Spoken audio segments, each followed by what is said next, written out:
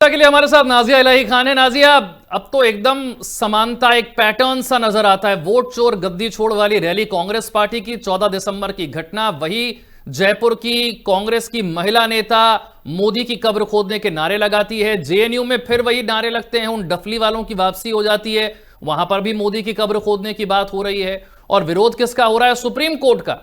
जमानत नहीं दी शर्जील को, उमर को दिल्ली दंगों के केस में सुप्रीम कोर्ट ने, और विरोध में नारे लग रहे हैं कि साहब मोदी की कब्र खुदेगी।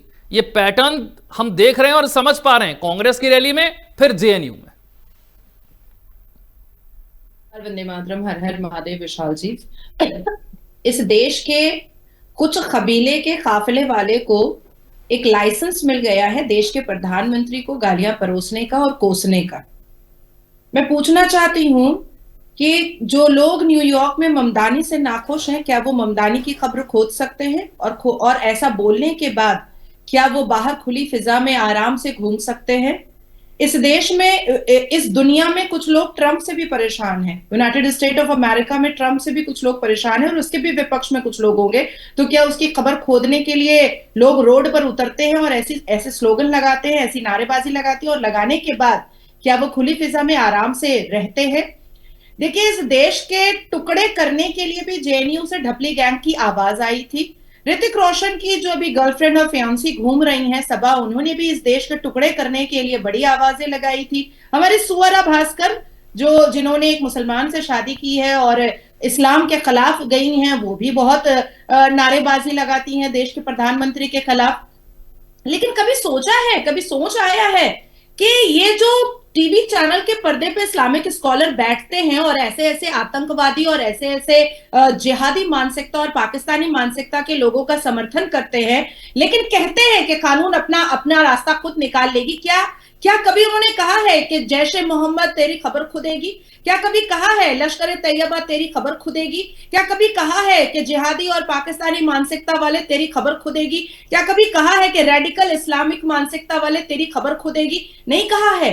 क्या इनके जुबान से आपने कभी भी टेररिज्म, मुस्लिम ऑर्गेनाइजेशन की खबर खोदने के नारे आपने सुने हैं? जब लाल किला में जब एक रेडिकल इस्लामिस्ट उम्माह वालों ने, जोश मोहम्मद वालों ने जब बम फोड़ा और मासूमों की जान गई, तो क्या किसी ने कहा कि ऐसे ऐसे आतंकवादियों की खबर खुदेगी? नहीं कहा।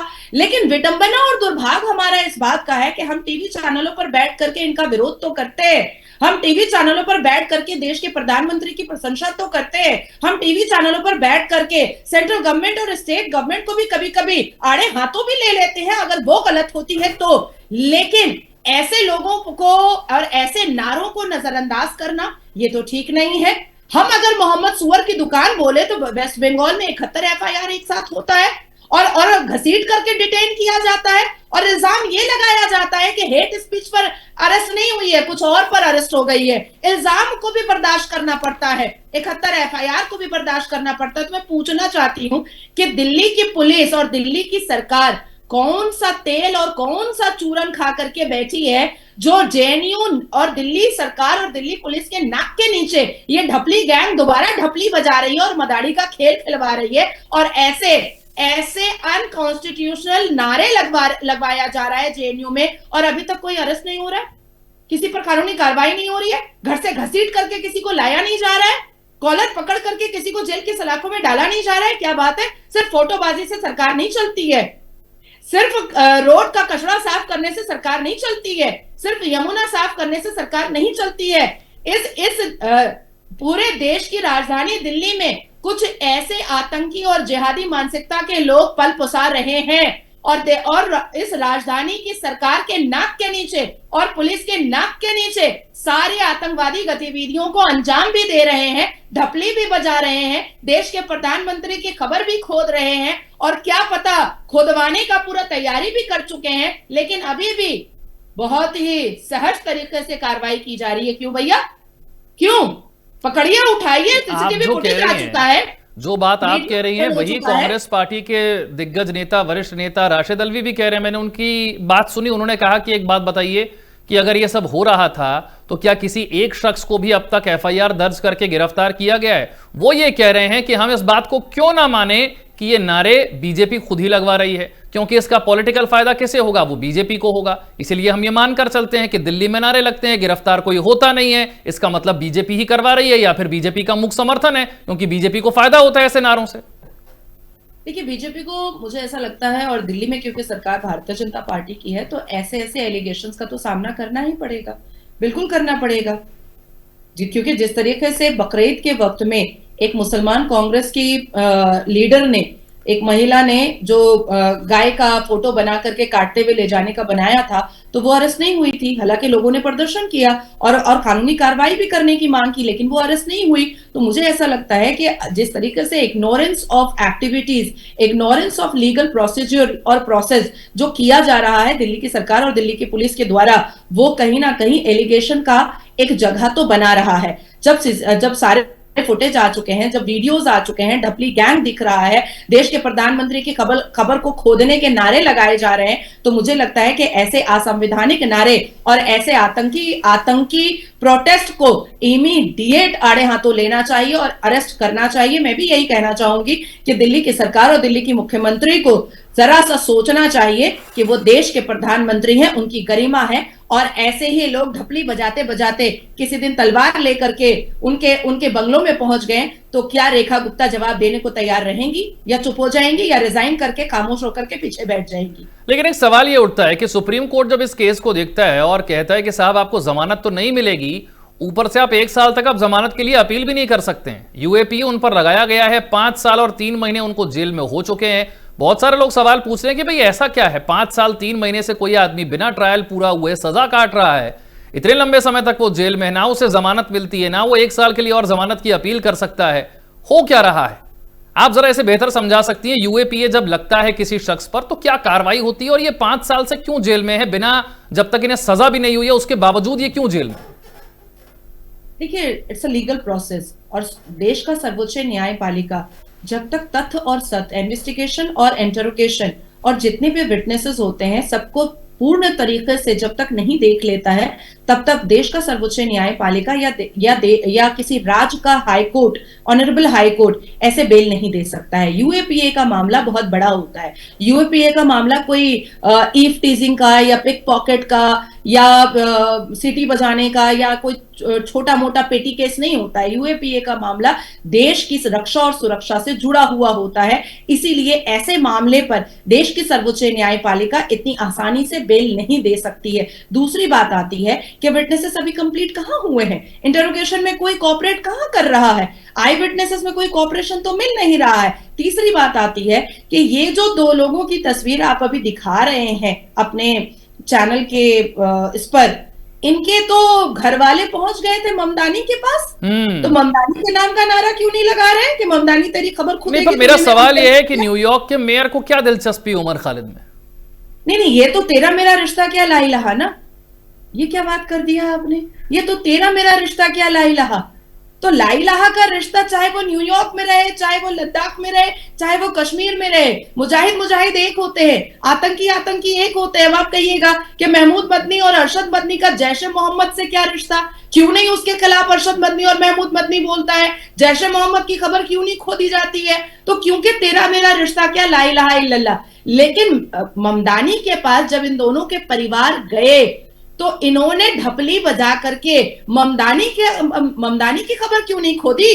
अब आती है दूसरी बात कि फेलियर है सेंट्रल गवर्नमेंट का, केंद्र की सरकार का बहुत बड़ा फेलियर है कि यूएपीए के चार्जेस में जो लोग जेल की सलाखों के पीछे सजा खट रहे हैं, उनके घर के परिवार के लोग वीजा ले लेते हैं और ट्रैवल करके ममदानी के पास पहुंच जाते हैं without any interrogation, without any investigation. तो ये भी एक फेलियर है केंद्र की सरकार का। क्या आखिर ऐसी क्या वजह थी कि आपने वीजा प्रोवाइड कर दिया? ऐसी क्या वजह थी कि आपने इनसे पूछा नहीं कि तुम ममदानी के पास जा क्यों रहे हो? क्योंकि जब आप किसी भी देश से दूसरे देश में ट्रैवल करते हैं तो वीजा के लिए आपको एक्सक्यूजेस देने पड़ते हैं कि आप क्यों ट्रैवल कर रहे हैं। जैसे मैं 2024 में मैं अबू धाबी गई थी, तो मुझे पूरा का पूरा डिटेल देना पड़ा था कि मैं कौन सी सभा में जा रही हूँ, मैं कौन से प्रेस कॉन्फ्रेंस में जा रही हूँ, मैं कहां पर विजिट करूंगी, मैं कहां पर रहूंगी, मेरे होटल का नाम क्या है, तो ये सारे डिटेल्स मुझे देने पड़े थे। तो उसी तरीके से इन 2 मुजाहिदों के परिवार जब जा रहे थे ममदानी से मिलने के लिए, तब भी तो उनको उनसे डिटेल मांगना चाहिए था ना। तो ये फेलियर है और इसको एक्सेप्ट करना पड़ेगा, चाहे कोई भारतीय जनता पार्टी का हो, चाहे वो किसी का भी हो। एक्सेप्टेंस जरूरी होता है अपनी गलतियों पर। आपने राशिद अल्वी की बात सुनी, अब आप मैं आपको एक और नेता की बात बताता हूं, उदित राज, कांग्रेस पार्टी के। उन्होंने कहा ठीक तो कर रहे हैं ये डफली वाले डफली बजाकर जो कब्र खोदने के नारे लगा रहे हैं मोदी और शाह के, ये तो इनके विरोध करने का तरीका है। इसको इस तरीके से सीरियसली नहीं लिया जाना चाहिए। ये उनका गुस्सा है, ये उनकी नाराजगी है। क्या वो अपना गुस्सा और नाराजगी जाहिर नहीं कर सकते हैं?